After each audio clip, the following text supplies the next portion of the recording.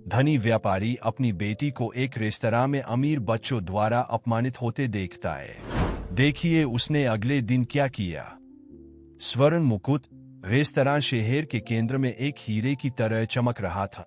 इसकी विशाल खिड़कियां रात की रोशनी को प्रतिबिंबित कर रही थीं, जबकि अंदर क्रिस्टल के गिलासों की झनझनाहट और परिष्कृत बातचीत का गुंजन एक विशिष्ट माहौल बना रहा था। यह वह जगह थी जहां अभिजात वर्ग देखने और दिखने के लिए मिलता था, जहां सबसे महत्वपूर्ण व्यापारिक सौदे लिनन की मेजपोश पर तय होते थे और जहां दिखावा सब कुछ था। आदित्य मेहरा, एक ऐसा व्यवसायी जिसकी ख्याति उसके आगमन से पहले ही पहुंच जाती थी, दृढ़ कदमों के साथ रेस्तरां में प्रवेश किए। उसका दमदार सूट और सुरुचिपूर्ण व्यवहार ने भोजन करने वालों का ध्यान आकर्षित किया, लेकिन जो वास्तव में उभर कर सामने आया वह था उसके साथ चलने वाला छोटा सा आका। दिया, उसकी 8 वर्षीय बेटी, उसके बगल में चल रही थी, अपनी उम्र के लिए असामान्य सौम्यता के साथ। उसकी नीली रेशम की पोशाक हर कदम पर धीरे से लहरा रही थी। नमस्कार श्री मेहरा, मित्र दहोटेल ने अतिशयोक्तिपूर्ण हुकाव के साथ अभिवादन किए। आपकी मेज तैयार है, जैसा कि हमेशा होता है। आदित्य ने विनम्रता से सिर हिलाया और दिया को उनकी नियमित मेज की ओर ले गया, जो रेस्तरां के एक विशेषाधिकार प्राप्त कोने में स्थित थी। जैसे जैसे वे चलते गए, कई सिर उन्हें देखने के लिए मुड़। कुछ चेहरों पर प्रशंसा दिखाई दी, कुछ पर ईर्ष्या और कुछ पर बुरी तरह से छिपी हुई जिज्ञासा। पापा, वे हमें इतना क्यों देख रहे हैं? दिया ने फुसफुसाते हुए कहा, अपने पिता का हाथ थोड़ा कसकर पकड़ते हुए। आदित्य उसकी ओर झुका और गर्मजोशी से मुस्कुराए। क्योंकि तुम यहाँ की सबसे खूबसूरत लड़की हो, मेरी राजकुमार, और क्योंकि तुम्हारे पापा एक बहुत ही महत्वपूर्ण व्यक्ति है। दिया ने सिर हिलाया, हालांकि उसकी आंखों में उसकी उम्र से कहीं अधिक समझदारी झलक रही थी, जैसे कि वह समझ गई हो कि उन नजरों में महज प्रशंसा से कहीं अधिक कुछ था। एक बार बैठ जाने के बाद आदित्य ने अपनी बेटी को गर्व से देखा। पिछली बार जब उन्होंने इस तरह का रात का खाना खाया था, उस समय से बहुत समय बीत चुका था।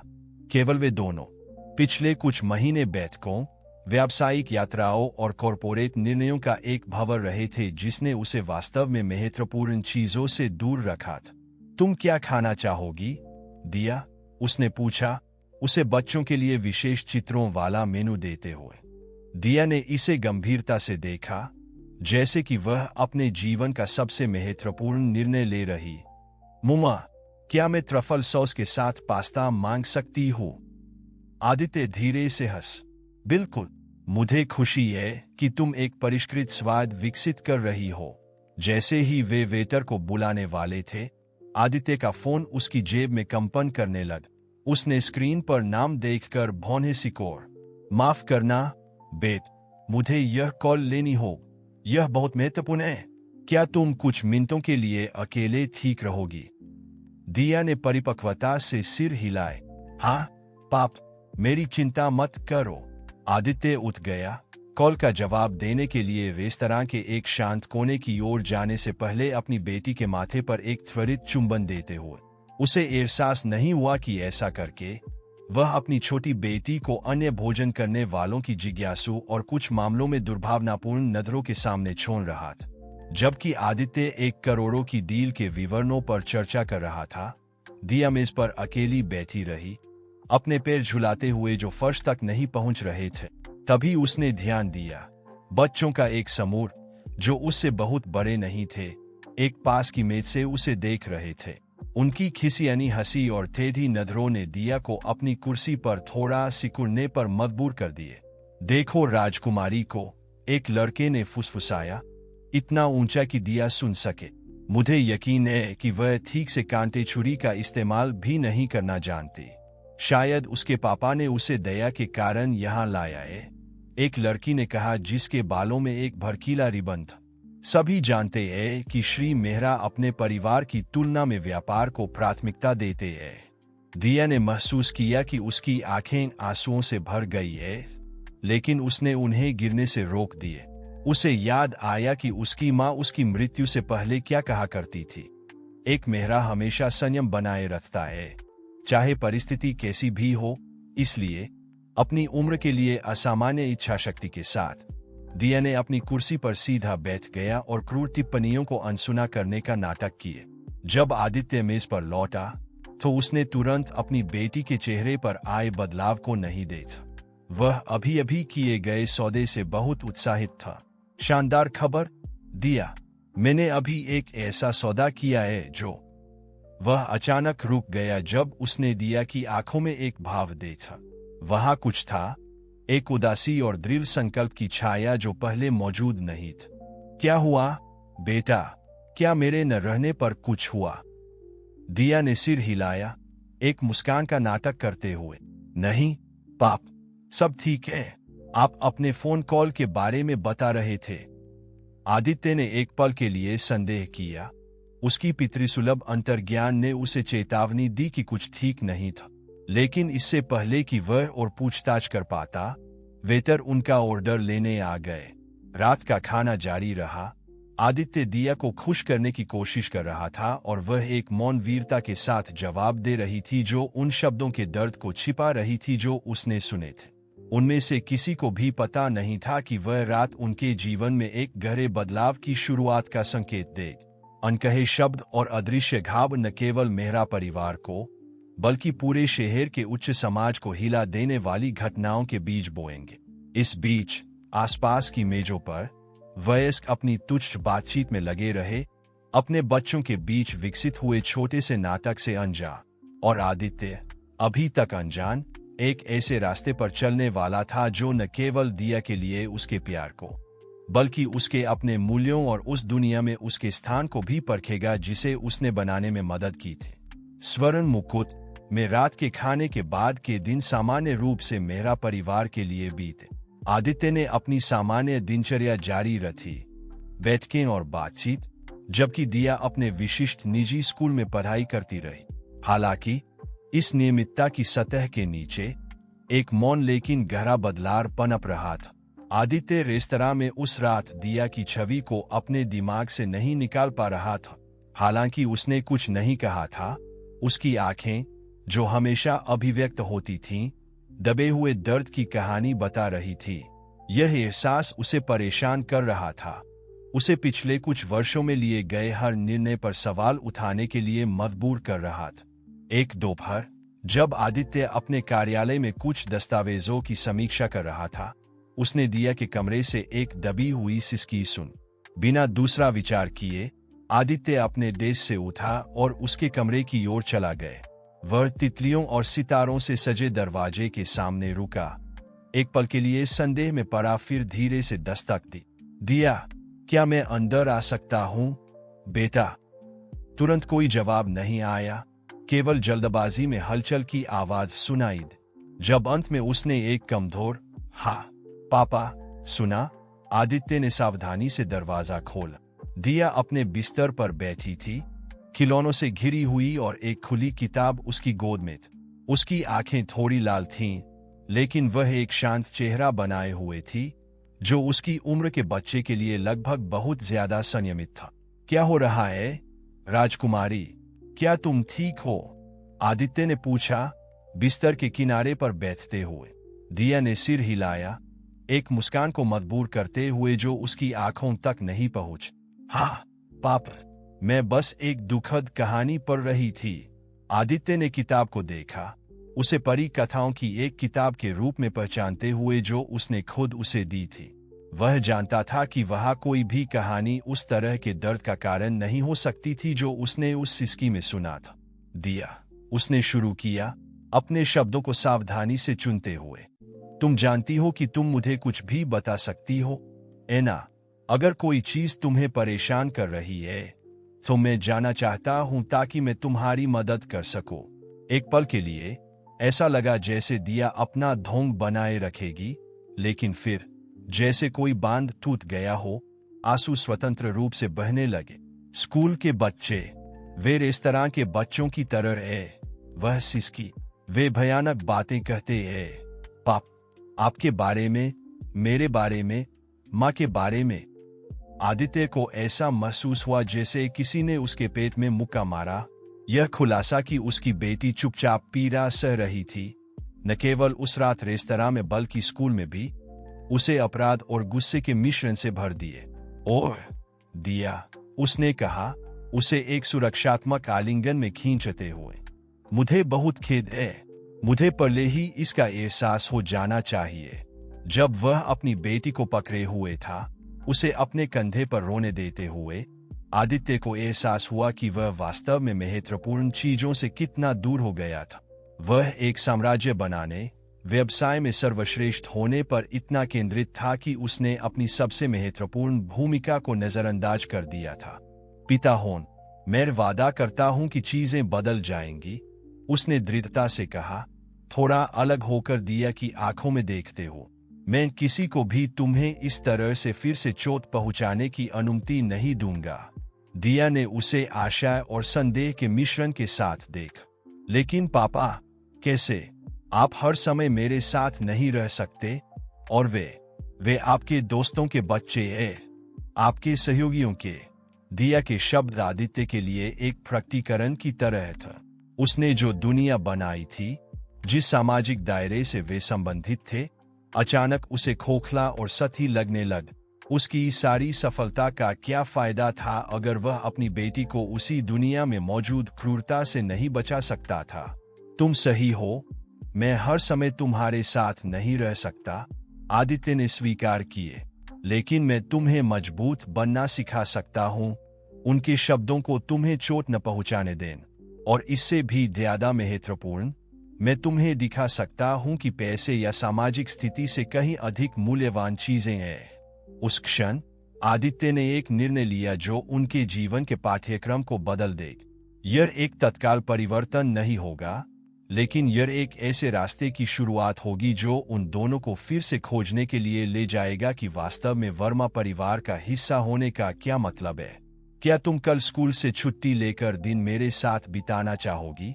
आदित्य ने प्रस्ताव रखा। उसके दिमाग में एक विचार बन रहा था, मुझे तुम्हें कुछ महत्वपूर्ण दिखाना है।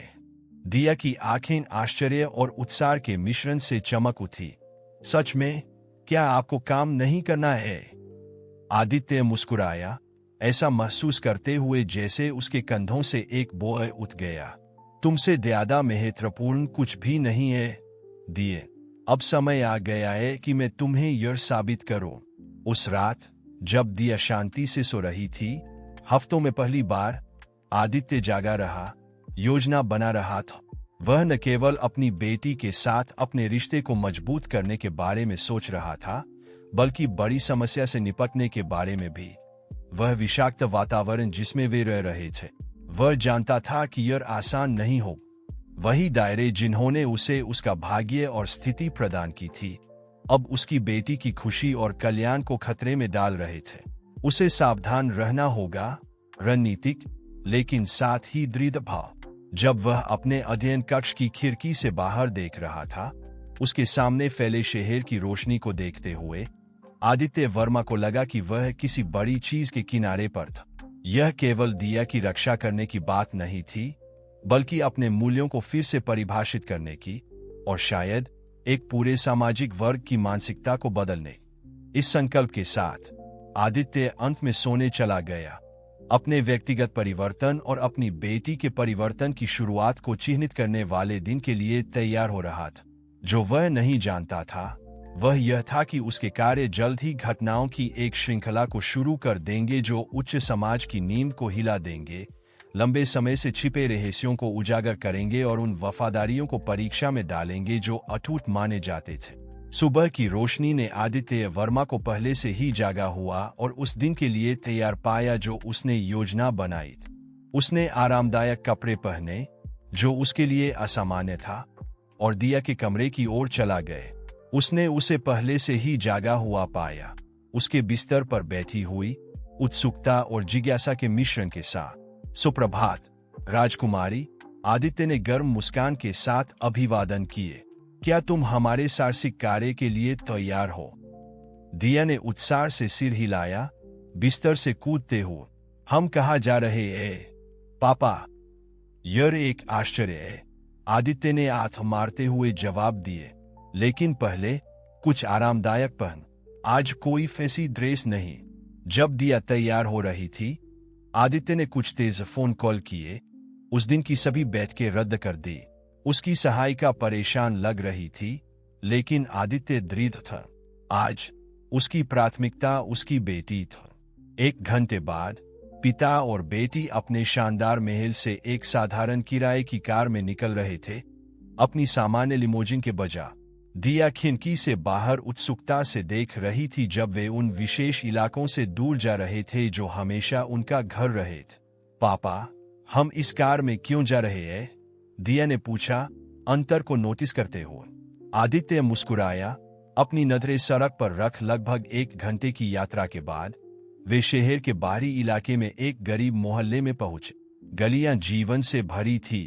बच्चे फुटपाथों पर खेल रहे थे, फेरी वाले अपना सामान बेच रहे थे और पड़ोसी आपस में गर्मजोशी से बातचीत कर रहे थे।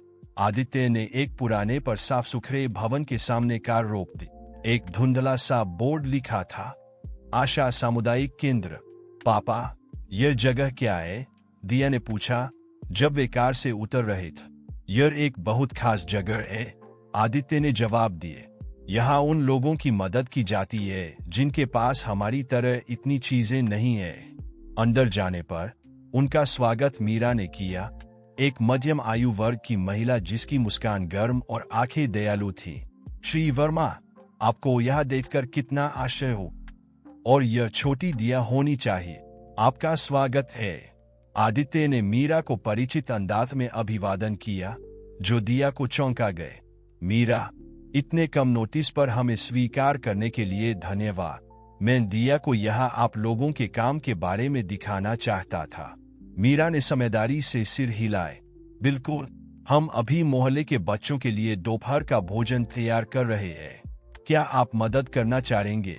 दिया ने अपने पिता की ओर देखा, जिन्होंने प्रोत्साहित करते हुए सिर हिलाए।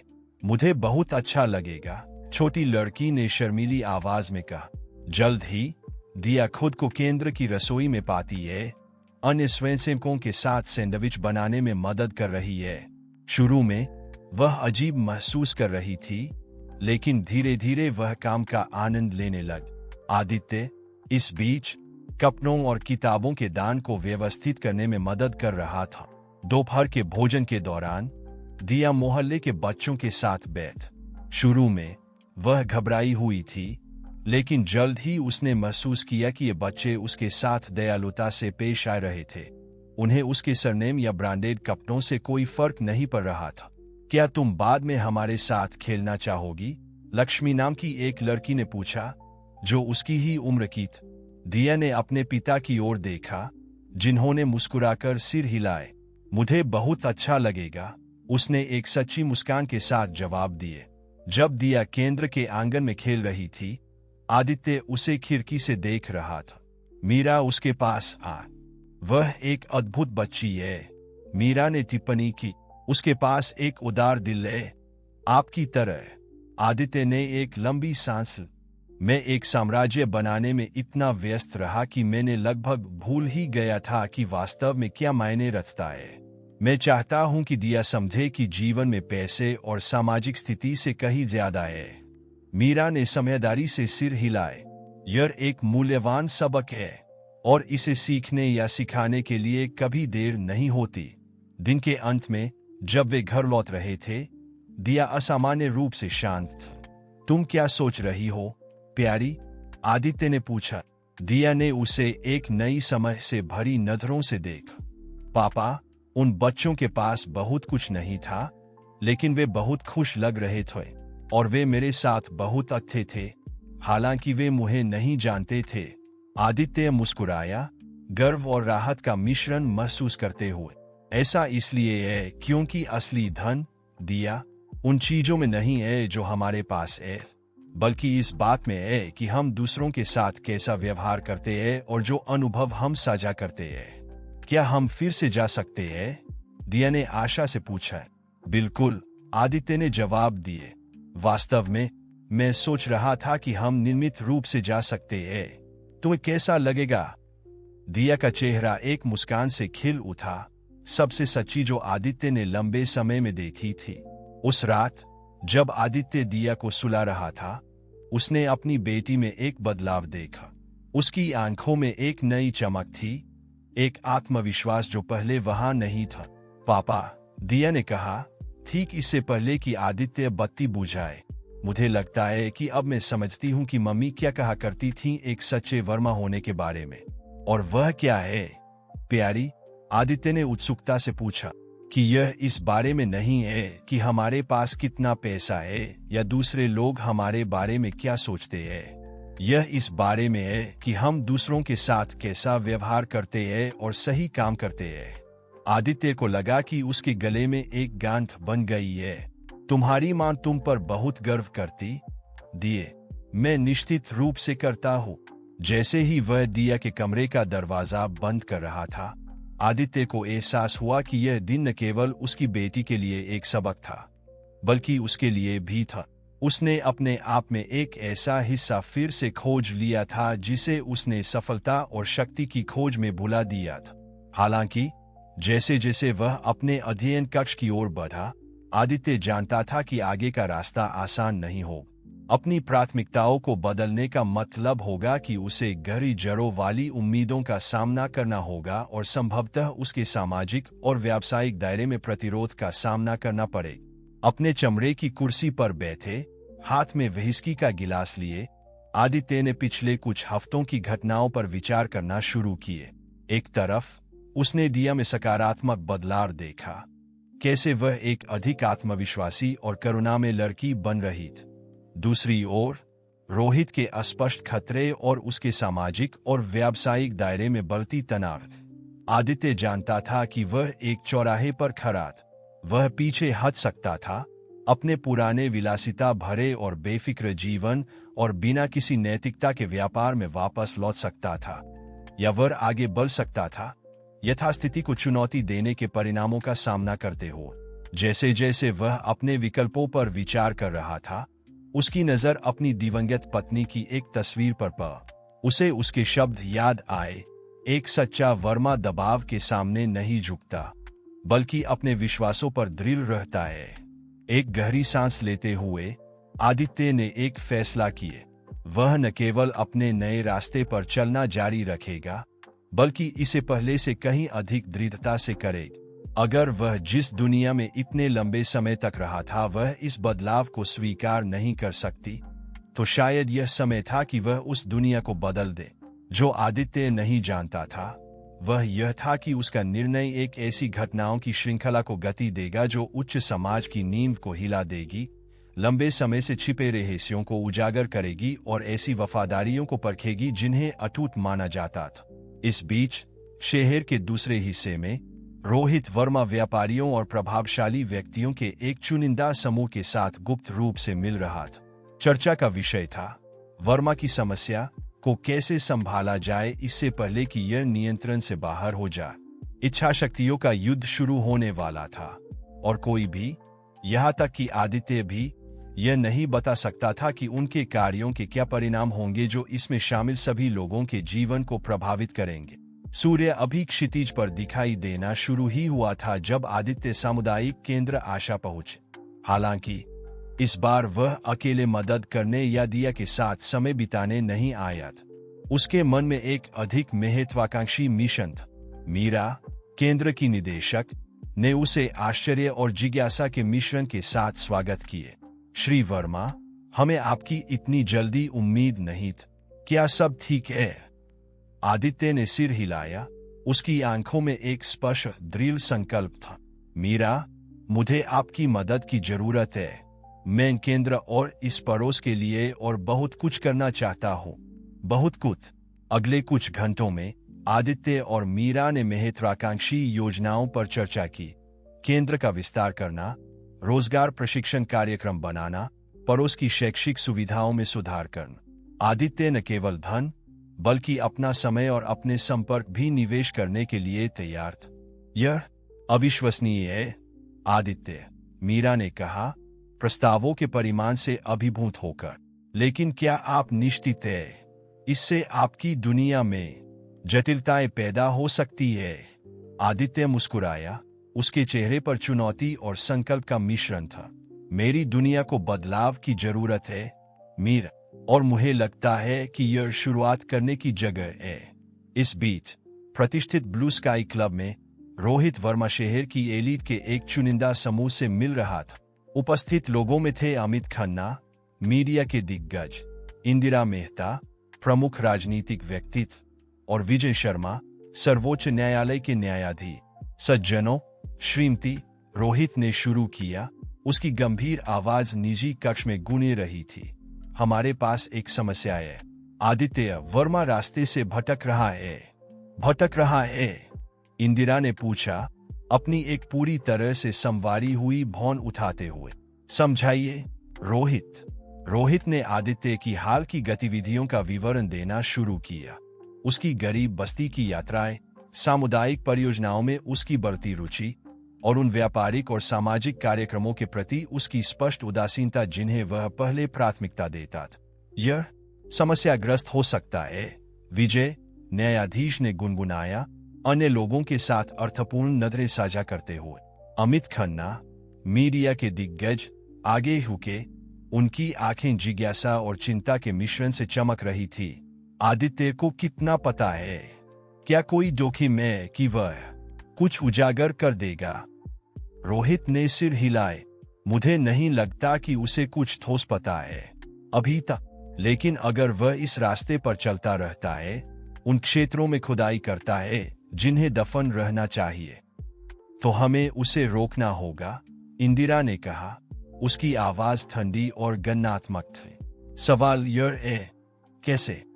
जबकि एलीट समूह लकड़ी क्लब में षड्यंत्र रच रहा था, आदित्य अपने कार्यालय लौट रहा था, अपनी मीरा के साथ बैठक से ऊर्जावान। जब वह अंदर आया तो उसे आश्चर्य हुआ कि उसकी सहायक अनुष्का चिंतित भाव के साथ उसका इंतजार कर रही थी। श्री वर्मा, आपके पास एक मुलाकात है। वह कहता है कि यह जरूरी है। जिज्ञासावश आदित्य अपने कार्यालय में प्रवेश किया और एक अप्रत्याशित व्यक्ति से मिला। राकेश मल्होत्रा, एक जांच पत्रकार जो कॉर्पोरेट भ्रष्टाचार पर अपनी रिपोर्टों के लिए जाना जाता था। श्री वर्मा, राकेश ने अभिवादन किया, खड़े होकर। मुझे बिना अपॉइंटमेंट के मिलने के लिए क्षमा करें। आदित्य ने पत्रकार से हाथ मिलाया। उसकी जिज्ञासा बढ़ रही थी। मैं आपकी कैसे मदद कर सकता हूं, श्री मल्होत्रा? राकेश ने अपने आसपास देखा और फिर धीमी आवाज में बोल, मेरे पास जानकारी है जो आपको रुचिकर लग सकती है। आपके सहयोगियों के बारे में। अगले घंटे में राकेश ने आदित्य के साथ एक श्रृंखला दस्तावेज और रिकॉर्डिंग साझा की जो शहर के कुछ सबसे प्रमुख एलीट सदस्यों को शामिल करने वाले भ्रष्टाचार के नेटवर्क का सुझाव देते थे, जिनमें रोहित वर्मा और ब्लू स्काई क्लब के अन्य षड्यंत्रकारी भी शामिल थे। आप मुझे यह क्यों दिखा रहे हैं? आदित्य ने पूछा, जानकारी से अभिभूत होकर। राकेश ने उसे गहराई से देखा। क्योंकि आप बदल रहे हैं, श्री वर्मा, और मुझे लगता है कि आप वह सहयोगी हो सकते हैं जिसकी हमें इस पूरे नेटवर्क को उजागर करने के लिए जरूरत है। आदित्य अपनी कुर्सी में पीछे झुक गया। उसका दिमाग तेजी से काम कर रहा था। एक तरफ राकेश ने जो जानकारी दी थी वह विस्फोटक थी और संभावित रूप से उन कई लोगों के लिए विनाशकारी थी जिन्हें उसने कभी दोस्त और सहयोगी माना था। दूसरी ओर यह शहर को उस भ्रष्टाचार से मुक्त करने का अवसर था जो इतने लंबे समय से इसे प्रभावित कर रहा था। मुझे सोचने के लिए समय चाहिए, आदित्य ने अंततः कहा। यह सब कुछ बदल देता है। राकेश ने समझदारी से सिर हिलाए। मैं समझता हूं, लेकिन हमारे पास ज्यादा समय नहीं है। मुझे लगता है कि वे शक कर रहे हैं कि मैं उनके पीछे हूं, और अगर उन्हें पता चल गया कि मैंने आपसे बात की है। निहितार्थ हवा में तैरता रहा, भारी और खतरनाक। उस रात जब आदित्य दिया के साथ रात का खाना खा रहा था, उसका मन स्कूल में अपनी बेटी के दिन के बारे में बातचीत और राकेश के खुलासों के बीच बनता हुआ था। पापा, क्या आप ठीक हैं? दिया ने पूछा, अपने पिता के ध्यान भटकने को नोटिस करते हुए। आप चिंतित लग रहे हैं। आदित्य ने एक मुस्कान का प्रयास किए।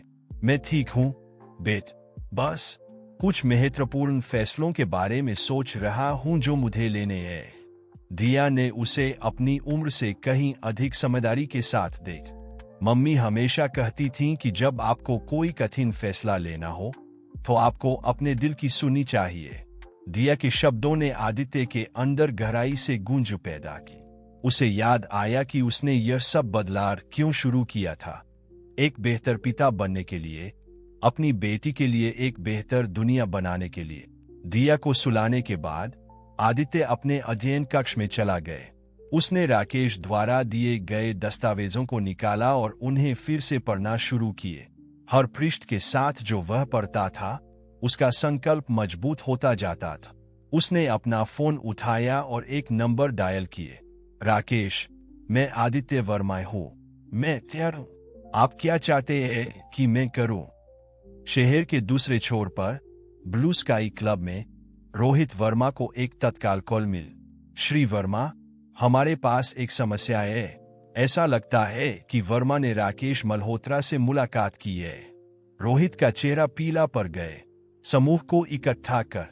अब चीजें अभी अभी जटिल हो गई है। जैसे जैसे रात आगे बढ़ती गई, दो शक्तियां एक अपरिहार्य टकराव के लिए तैयार हो रही थी।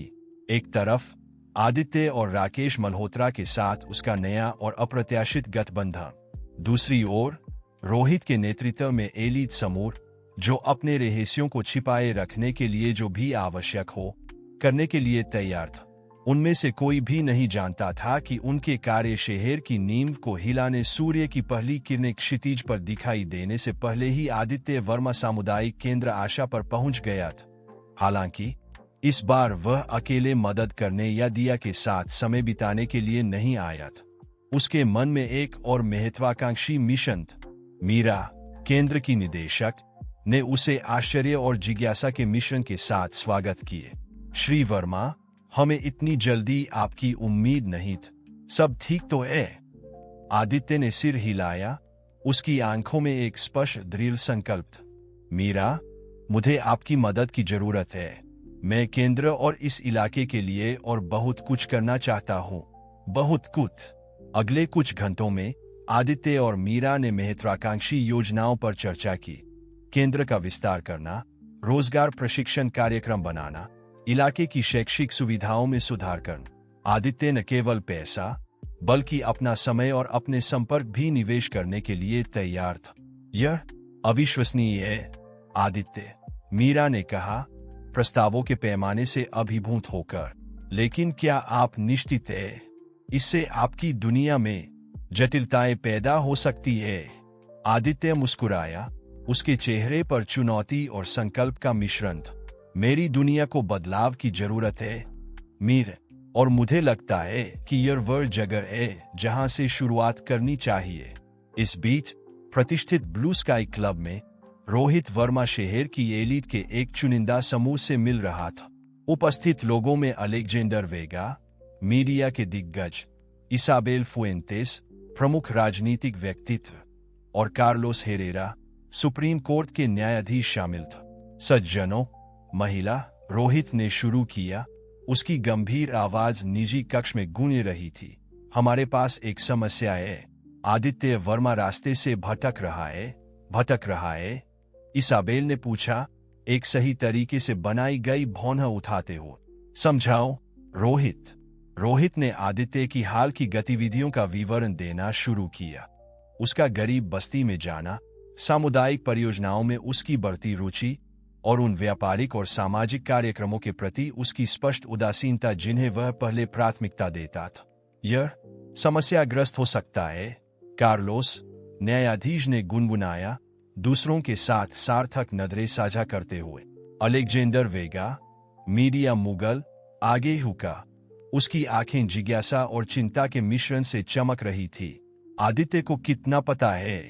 क्या कोई जोखिम है कि वह कुछ उजागर कर दे? रोहित ने सिर हिलाए।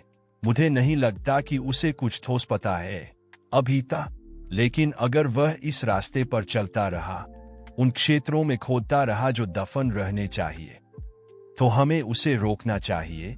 इसाबेल ने फैसला सुनाया। उसकी आवाज ठंडी और गन्नात्मक थी। सवाल यह है, कैसे?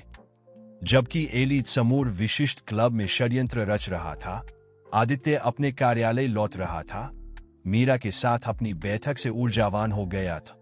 अंदर प्रवेश करते ही वह अपनी सहायिका लौरा को एक चिंतित अभिव्यक्ति के साथ उसका इंतजार करते हुए देखकर आश्चर्यचकित हो गए। श्री वर्मा, आपके पास एक मुलाकात है। वह कहता है कि यह जरूरी है। उत्सुक होकर आदित्य ने अपने कार्यालय में प्रवेश किया और एक अप्रत्याशित व्यक्ति से मिला। रिकार्डो मेंडोजा, एक जांच पत्रकार जो कॉरपोरेट भ्रष्टाचार पर अपनी रिपोर्टिंग के लिए जाना जाता था। श्री वर्मा, रिकार्डो ने अभिवादन किया, खड़े होते हुए। मुझे बिना अपॉइंटमेंट के मिलने की अनुमति देने के लिए आपका शुक्रिया। आदित्य ने पत्रकार से हाथ मिलाया। उसकी जिज्ञासा बढ़ रही थी। मैं आपकी कैसे मदद कर सकता हूं, श्री मेंडोजा? रिकार्डो ने बोलने से पहले अपने आसपास देखा, अपनी आवाज कम करते हुए। मेरे पास ऐसी जानकारी है जो आपको रुचिकर लग सकती है, आपके सहयोगियों के बारे में। अगले घंटे के दौरान रिकार्डो ने आदित्य के साथ एक श्रृंखला दस्तावेज और रिकॉर्डिंग साझा की जो शहर के सबसे प्रमुख एलिट सदस्यों में से कई को शामिल करने वाले भ्रष्टाचार के नेटवर्क का सुझाव देती थी, जिसमें रोहित वर्मा और ब्लू स्काई क्लब के अन्य षड्यंत्रकारी शामिल थे। आप मुझे यह क्यों दिखा रहे हैं? आदित्य ने पूछा, जानकारी से अभिभूत होकर। रिकार्डो ने उसे एकटक देखा। क्योंकि आप बदल रहे हैं, श्री वर्मा, और मुझे लगता है कि आप वह सहयोगी हो सकते हैं जिसकी हमें इस पूरे नेटवर्क को उजागर करने के लिए जरूरत है। आदित्य अपनी कुर्सी में पीछे झुक गया। उसका दिमाग तेजी से काम कर रहा था। एक तरफ रिकार्डो ने जो जानकारी प्रदान की थी वह विस्फोटक थी और संभावित रूप से उन कई लोगों के लिए विनाशकारी थी जिन्हें उसने कभी दोस्त और सहयोगी माना था। दूसरी ओर यह शहर को उस भ्रष्टाचार से मुक्त करने का अवसर था जो इतने लंबे समय से इसे प्रभावित कर रहा था। मुझे सोचने का समय चाहिए, आदित्य ने अंततः कहा। यह सब कुछ बदल देता है। रिकार्डो ने समझदारी से सिर हिलाए। मैं समझता हूं, लेकिन हमारे पास ज्यादा समय नहीं है। मुझे लगता है कि वे संदेह करते हैं कि मैं उनके पीछे हूं, और अगर उन्हें पता चल गया कि मैंने आपसे बात की है। निहितार्थ हवा में तैरता रहा, भारी और खतरनाक। उस रात जब आदित्य दिया के साथ रात का खाना खा रहा था, उसका दिमाग स्कूल में अपनी बेटी के दिन के बारे में बातचीत और रिकार्डो के खुलासे के बीच बनता हुआ था। पापा, क्या आप ठीक है? दिया ने पूछा, अपने पिता की परेशानी को नोटिस करते हुए। आप चिंतित लग रहे हैं। आदित्य ने एक मुस्कान का प्रयास किए। मैं ठीक हूं प्यार, बस कुछ महत्वपूर्ण फैसलों के बारे में सोच रहा हूं जो मुझे लेने हैं। दिया ने उसे अपने वर्षों से परे बुद्धि के साथ देख। मम्मी हमेशा कहती थीं कि जब आपको कोई मुश्किल फैसला लेना हो तो आपको अपने दिल की सुननी चाहिए। दिया के शब्दों ने आदित्य के अंदर गहराई से गूंज। उसने याद किया कि उसने यह सब बदलाव क्यों शुरू किया था। एक बेहतर पिता बनने के लिए, अपनी बेटी के लिए एक बेहतर दुनिया बनाने के लिए। दिया को सुलाने के बाद आदित्य अपने अध्ययन कक्ष में चला गए। उसने रिकार्डो द्वारा दिए गए दस्तावेजों को निकाला और उन्हें फिर से पढ़ना शुरू किए। हर पृष्ठ के साथ जो वह पढ़ता था, उसका संकल्प मजबूत होता जाता था। उसने अपना फोन उठाया और एक नंबर डायल किए। रिकार्डो, मैं आदित्य वर्मा हूं। मैं तैयार हूं। आपको क्या चाहिए कि मैं करूं? शहर के दूसरे छोर पर ब्लू स्काई क्लब में रोहित वर्मा को एक तत्काल कॉल आया। श्री वर्मा, हमारे पास एक समस्या है। ऐसा लगता है कि वर्मा ने रिकार्डो मेंडोजा से मुलाकात की है। रोहित का चेहरा पीला पड़ गए। समूह को इकट्ठा कर। चीजें अभी जटिल हो गई है।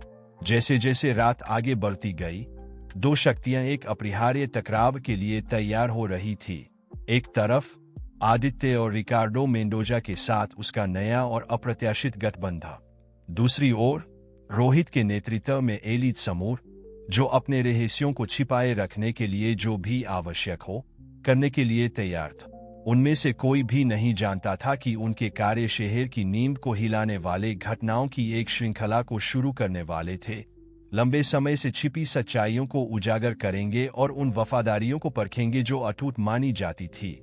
और इस सब के बीच 8 साल की एक बच्ची शांतिपूर्वक सो रही थी, इस बवंडर से अनजान जो उसके पिता जगाने वाले थे।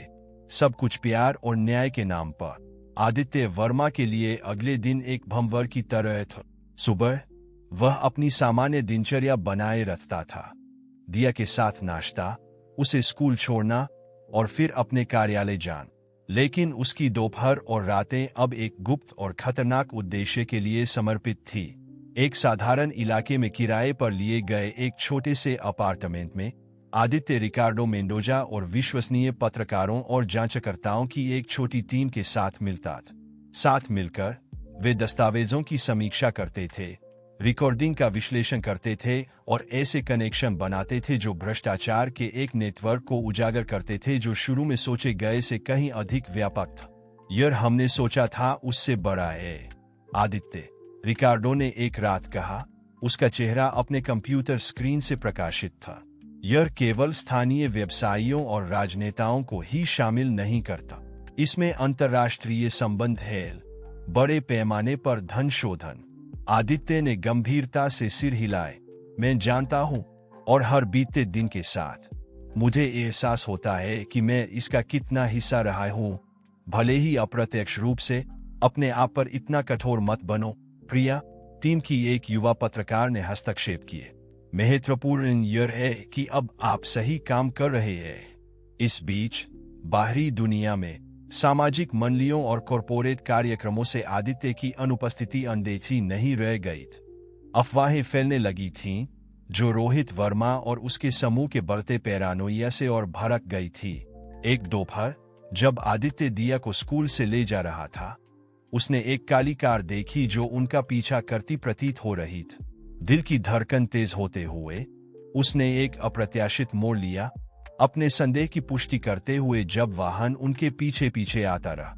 पापा, हम इस रास्ते से क्यों जा रहे हैं? दिया ने पूछा, मार्ग में बदलाव को नोटिस करते हुए। आदित्य ने एक मुस्कान का प्रयास किया, अपनी बेटी की खातिर शांत रहने की कोशिश करते हुए। मैं बस आज एक अलग रास्ता लेना चाहता था। प्यार, क्या तुम्हें आइसक्रीम खाने चलना पसंद होगा? वह उनका पीछा कर रही कार को चकमा देने में सफल रहा, लेकिन घटना ने उसे गहराई से परेशान कर दिए। उस रात, यह सुनिश्चित करने के बाद कि दिया सो गई है, आदित्य ने रिकार्डो को फोन किए। मुझे लगता है कि मेरा पीछा किया जा रहा है, उसने धीमी आवाज में कहा। हमें चीजों को तेज करने की जरूरत है। रिकार्डो ने लाइन के दूसरी तरफ से एक लंबी सांस ली। मुझे डर था कि ऐसा हो, आदित्य। शायद आपको कुछ समय के लिए दिया को किसी सुरक्षित जगह भेजने पर विचार करना चाहिए। सुझाव ने आदित्य को पेट में एक मुक्का मारने जैसा लग। अपनी बेटी से अलग होने का विचार, भले ही अस्थायी रूप से, उसे शारीरिक पीड़ा दे रहा था, लेकिन वह जानता था कि रिकार्डो सही था। चीजें खतरनाक हो रही थी। अगले दिन आदित्य ने सामुदायिक केंद्र आशा की निदेशक मीरा से एक कठिन बातचीत। मीरा, मुझे आपसे एक बड़ा एहसान मांगना है, आदित्य ने शुरू किया, उसकी आवाज तनावपूर्ण। क्या आप कुछ समय के लिए दिया की देखभाल कर सकती है? मान लीजिए कुछ हफ्तों के लिए। मीरा ने उसे चिंता से देखा। आदित्य, क्या हो रहा है? आप जानती है कि मैं आपके और दिया के लिए कुछ भी करूंगी, लेकिन यह गंभीर लग रहा है। आदित्य ने उसे स्थिति का एक संपादित संस्करण बताया, जो समझने के लिए पर्याप्त था कि यह कितना गंभीर है, लेकिन उसे बहुत अधिक विवरण के साथ खतरे में डाले बिन। बेशक मैं उसकी देखभाल करूंगी, मीरा ने अंततः कहा, लेकिन मुझसे वादा करो कि तुम सावधान रहोगे। आदित्य, उस बच्ची को तुम्हारी जरूरत है। उस रात आदित्य ने दिया के साथ अपने जीवन की सबसे कठिन बातचीत की। प्यारी, क्या तुम्हें याद है जब हमने सही काम करने के बारे में बात की थी, भले ही यह कठिन हो? आदित्य ने शुरू किया, दिया के बिस्तर के किनारे पर बैठे हो। दिया ने सिर हिलाया, उसकी बड़ी आंखें अपने पिता पर टिकी हुई थी। हाँ पाप, जैसे जब आपने सामुदायिक केंद्र में अधिक मदद करने का फैसला किया था। आदित्य ने दूधी मुस्कान दी। बिल्कुल सर, ठीक है। अब पापा कुछ बहुत महत्वपूर्ण और बहुत सही करने की कोशिश कर रहे हैं, लेकिन यह कुछ समय के लिए थोड़ा खतरनाक हो सकता है। दिया की आंखें चौंक गई। खतरनाक? पापा, क्या हो रहा है? चिंता मत करो मेरी जान, आदित्य ने उसे शांत किया। हालांकि उसका दिल टूट रहा था। सब ठीक हो जाएगा, लेकिन आपको सुरक्षित रखने के लिए आप कुछ समय के लिए मीरा के साथ रहेंगे। यह सामुदायिक केंद्र में छुट्टियों की तरह होगा। दिया अपने पिता की बाहों में कूद गई। उसके गालों पर चुपचाप आंसू बह रहे थे। मैं आपको छोड़कर नहीं जाना चाहती पाप, मुझे डर लग रहा है। आदित्य ने उसे कसकर गले लगाया, अपने खुद के आंसुओं से लड़ते हुए।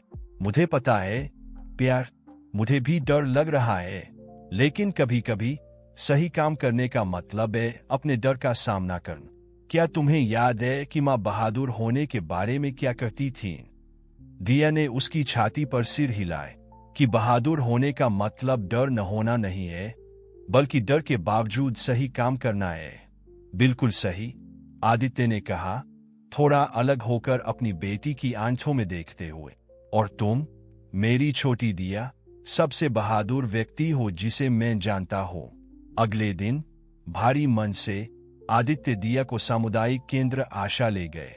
जब वह अपनी बेटी को मीरा के हाथ में जाते देख रहा था, उसे ऐसा महसूस हुआ जैसे उसका एक हिस्सा फट रहा।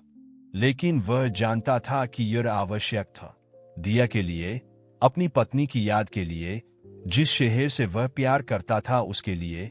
उसे इसे अंत तक देखना था। अपनी कार में वापस आकर आदित्य ने गहरी सांस ली और अपने फोन पर एक नंबर डायल किए। रिकार्डो, मैं तैयार हूं। हमारे पास जो कुछ भी है उसे सार्वजनिक करने का समय आ गया है। जो आदित्य नहीं जानता था वह यह था कि उसी समय रोहित वर्मा और उसका समूह उसे चुप कराने के लिए अपनी खुद की निराशाजनक योजना को अंजाम दे रहे थे। अंतिम लड़ाई शुरू होने वाली थी और कई लोगों का भाग्य एक धागे पर लटका हुआ था।